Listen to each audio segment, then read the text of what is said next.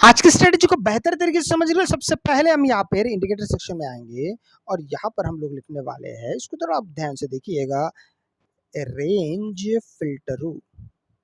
Range filter आप यहाँ पे देखिए, ठीक है।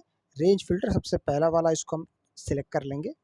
अब देखिए, जैसे आप इसको सिलेक्ट करते हैं ना, तो ये अपने आप में एक बहुत स्ट्रॉन्ग इंडिकेटर है। स्ट्रॉन्ग कैसे, दोनों बातों को समझने की कोशिश करेंगे।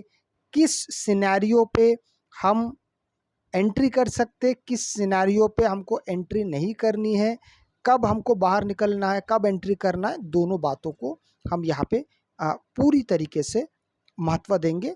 आइए एक एक करके इसको समझने की कोशिश करते हैं। सबसे पहला, अगर आप इसको देखते तो आपको यहाँ पे दो बात एकदम क्लियरली नजर आ रही है कि इसमें आपको बाय सिग्नल, सेल सिग्नल दोनों दिखाई दे रहे हैं, ठीक है। हमको यहाँ पे दोनों ही दिखाई दे रहे हैं। अब कब हमें एंटर करना है, कब नहीं, क्योंकि आप अगर सिर्फ बाय और सेल सिग्नल के मोहताज होंगे तो कहीं ना कहीं बाबू आपको तो तकलीफ उठानी पड़ेगी। ये तो होगा ही होगा, इसमें दो राय है ही नहीं, बिल्कुल आपको तकलीफ उठानी पड़ेगी।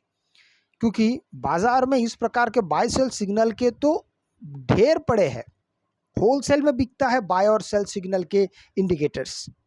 लेकिन हमारे लिए महत्व क्या रखता है, हमारे लिए इंपॉर्टेंट क्या है, आइए एक एक करके इसको समझने की कोशिश करते हैं। सबसे पहले इसको थोड़ा नज़दीक से देखते तो हमको यहाँ पे दो बातें दिखाई देती है कि यहाँ पे एक अपर लाइन है, यहाँ पर आप देखेंगे तो एक अपर लाइन है, एक डाउन लाइन है, ठीक है, बॉटम लाइन, और बीच का एक मिडिल लाइन है।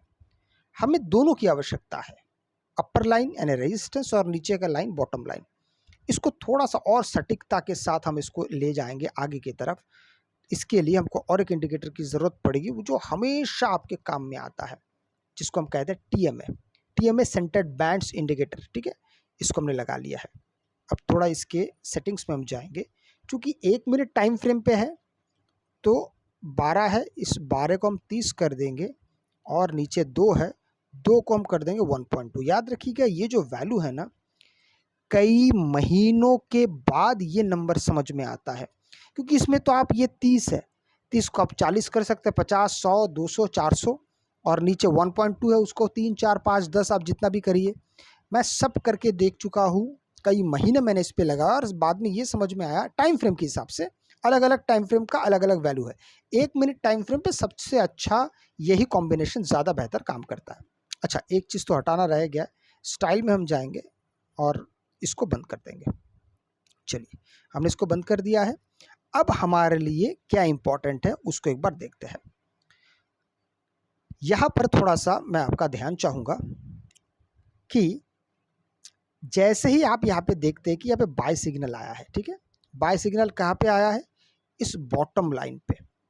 हमारा ध्यान बस यही पे होना चाहिए कि बाय सिग्नल का मतलब ये वाला नहीं, बाय सिग्नल का मतलब यहाँ पे जो टीएमए का जो सिग्नल है, जो बॉटम लाइन पे दिखाई दे रहा है।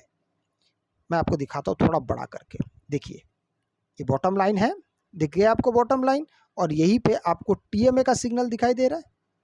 बस हमें इसी की आवश्यकता है, क्योंकि अब हमें समझ में आ जाएगा कि मार्केट अब यहाँ से सपोर्ट लेने वाला है। अब यहाँ से कहाँ तक जा रहा है, देखिए यहाँ अगर आपने एंट्री की होती, धीरे धीरे धीरे यहाँ तक पहुँचा, यहाँ तक भी कहाँ पर, यहाँ पे इस जगह को आप देखिए, यहाँ पे आप एग्जिट कर सकते हैं। 2-2, 3-3 बार आपको लगातार 3-3 सिग्नल दे रहा है, रेड रेड रेड। बस आपको समझ में आना चाहिए कि ये रेजिस्टेंस पे, अब आपको यहाँ से निकल जाना चाहिए।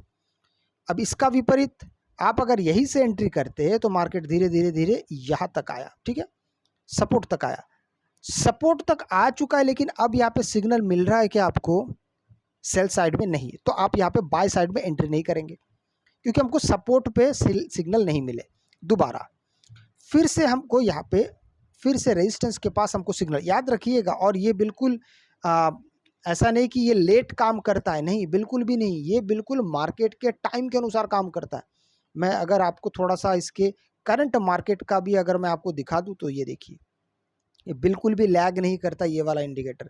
देखिए यहाँ पे इसको सपोर्ट मिल रहा है तो यहाँ पे सपोर्ट दिखा रहा है, ठीक है।